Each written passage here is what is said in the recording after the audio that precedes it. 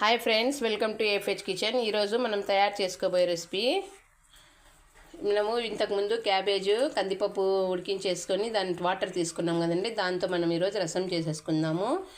Water అండి, అది మనం తీసేసుకున్న వాటర్. అలానే చింతగుజ్జు, కారం, పసుపు, ఉప్పు, కొద్దిగా ధనియాల పొడి, రసం పౌడరు, అలానే మనకు బెల్లము ఆప్షనల్ అండి. ఇది వేసుకునేవారు వేసుకోవచ్చు, లేకుంటే ఏం లేదు.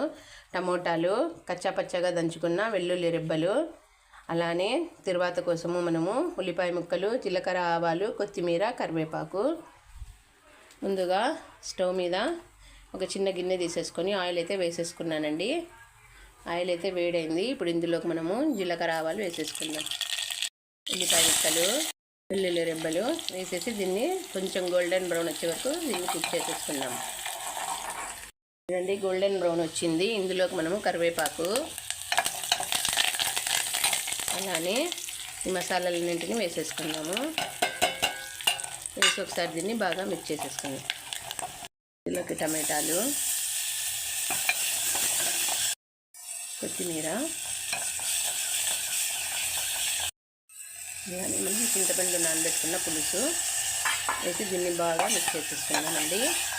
చూడండి, ఇది బాగా కుక్ అయింది. ఇప్పుడు ఇందులో మనము ముందుగా ఉడికించేసుకున్న క్యాబేజీ, కందిపప్పు వాటర్ని కూడా వేసేసుకుందాం. వేసేసి దీన్ని ఒక 15 నిమిషాలు కుక్ చేసుకుంటే సరిపోతుందండి.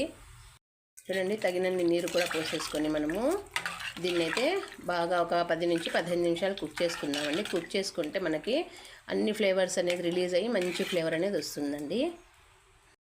చూడండి ఫ్రెండ్స్, క్యాబేజీ కందిపప్పు వాటర్తో మనము చెక్కాయలా రసం పెట్టేసుకున్నాము. రసం అయితే చాలా బాగుంటుందండి. తినండి, ఆరోగ్యంగా ఉండండి. నా ఛానల్ని లైక్ చేయండి, షేర్ చేయండి. మరిన్ని వీడియోస్ కోసం నా ఛానల్ని సబ్స్క్రైబ్ కూడా చేసుకోండి.